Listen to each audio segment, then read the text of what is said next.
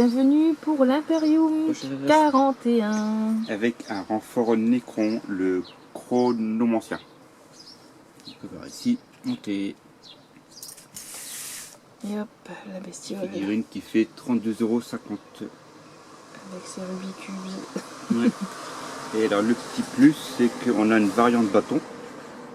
On a la boule en haut ou l'autre bâton. Et c'est tout juste de faire ça. Hop, tu peux changer de bâton. C'est cool. Il est clipsé en fait, c'est bien, c'est pas mal. Voilà. Moi, j'avais pas collé exprès pour changer de bâton. Là, comme je l'ai en double, peut-être que du coup je le collerai. Moi, tu fais bien. une variante comme ça, une autre variante. Là, je pourrais faire les deux variantes séparées. Je verrai bien. Ouais. Selon les Donc, règles. on montre les grappes peut-être. Bon, on peut les montrer tout de suite. Donc, figurine sortie en 2020 à la base dans Kill Team Nexus Paria. Donc, si vous regardez dans les vidéos unboxing, vous devrez retrouver le déballage. On l'avait fait en vidéo il y a quelques mois déjà. Date de 2020. 2020, ouais. Donc on a fait la vidéo en 2020 à l'époque. Voilà. C'était avec les dépeceurs. Il était à 5 dépeceurs plus lui contre des Space Marines. Il y avait un capitaine et des intercesseurs lourds, quelque chose comme ça. Donc voilà, c'était sur un plateau Kill Team du coup. C'était juste avant Adomitouf, je crois. Donc, voilà. On peut voir ici l'autre variante de bâton. Et le cube, on peut le faire ou ouvert, moi ici. Une solution ouverte, telle que je l'avais fait, ou on peut le faire en fermé. Et il est. Montre sur l'autre grappe.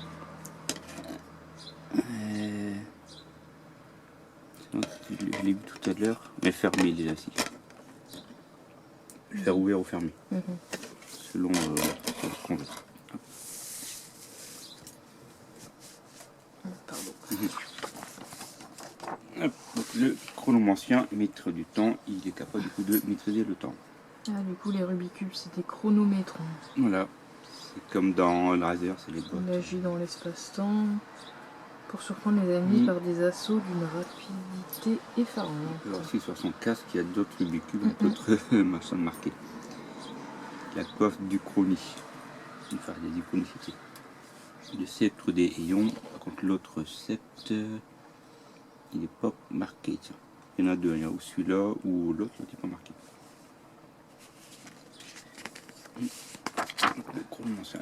Il est sur des tentacules en fait. Vous avez vu, il tient sur des. Comme Octopus dans Spider-Man. Donc, fait d'armes, donc là, c'est comme à chaque fois pour le personnaliser, lui mettre un nom, des spécifications, des états de service, etc. etc. La Death Guard, donc ceux qui ont suivi Conquest, quand on a fait la série Conquest, on avait des spacemans de la Death Guard dedans. Donc vous avez juste à regarder la série Conquest, vous aurez tout aperçu de la gamme, quasiment toute la gamme. Donc c'est des Space Marines qui sont partis du côté de Nurgle. Donc ils ont été putrides, leur chef, le primarque a muté, c'est devenu une grosse mouche géante. Je l'ai vu en nouvelle. Une grosse boîte à nouvelles, pour ceux qui s'en souviennent des déballages. Les marines de la pince, les marines démons qui sont possédés, on a entendu les voix dans tout pour le target. Donc l'assemblage de la figurine. Donc là il montre l'assemblage, vous voyez, avec le sceptre classique, le rond.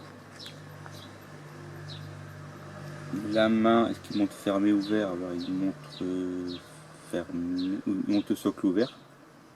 Mais alors après c'est au lieu de remplacer l'autre main comme étant fermé. Et pièces supplémentaires, donc on a deux têtes différentes de. Ouais, des mentons chelous là. Ouais, c'est un peu comme truc égyptien. Ouais. Ça, c'est dès qu'on a une figurine comme ça, avec une tête comme ça, sont automatiquement des cryptos, les troupes crypto, enfin les chefs, quoi, les genres de magiciens. Et du coup, ils ont une tête comme ça. C'est significatif de ces unités-là. On met la tête qu'on veut. La main, voyons, il y a la main ici fermée. Et l'autre bâton ici, il est assemblé, on a juste à le coller, c'est tout. Donc on peut comme ça faire la variante.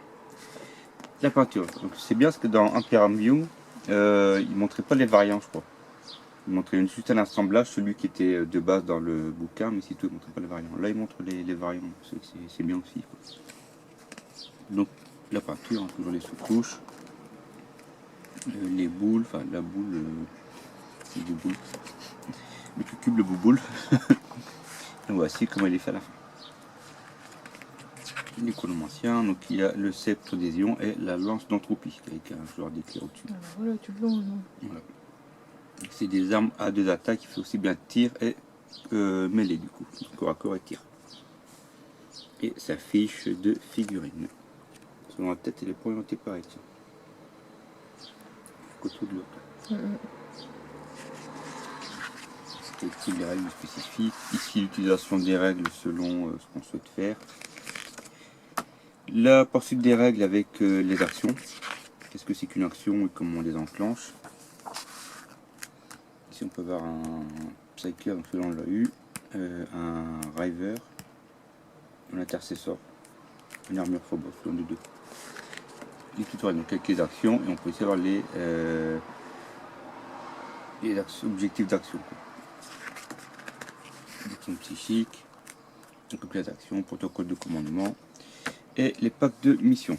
Donc jusqu'à maintenant on était en mission scout, maintenant on arrive en mission initiée, autrement dit on passe d'un camp. Voilà, en gros c'est ça, on aura des missions un peu plus costaud, longues, avec des trucs plus spécifiques, des règles plus tordues, on va dire. Plus dangereux. Et on change du coup de planète, on arrive sur une autre planète. Voilà, il faudrait regarder du coup sur la campagne et voir qui sont les gagnants, enfin voir tout ce qui s'est passé dans l'autre planète.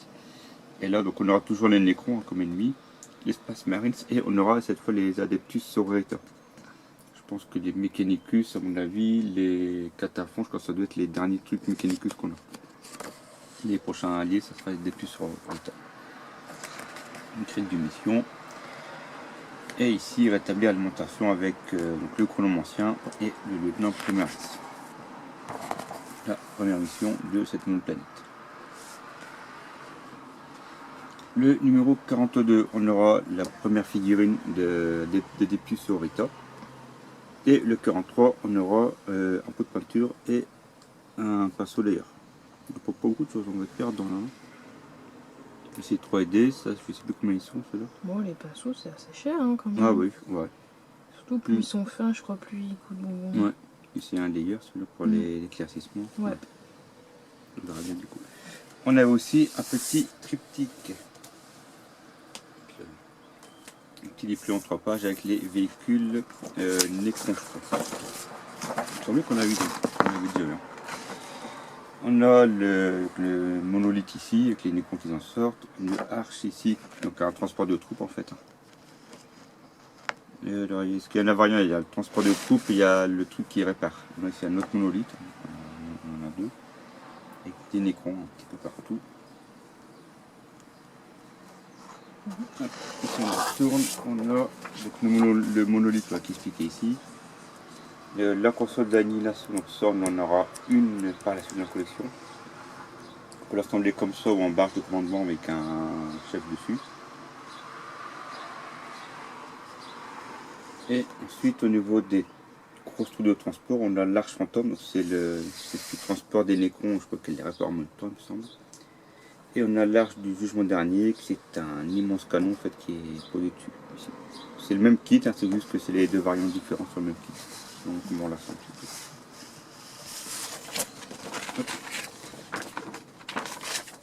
Finalement.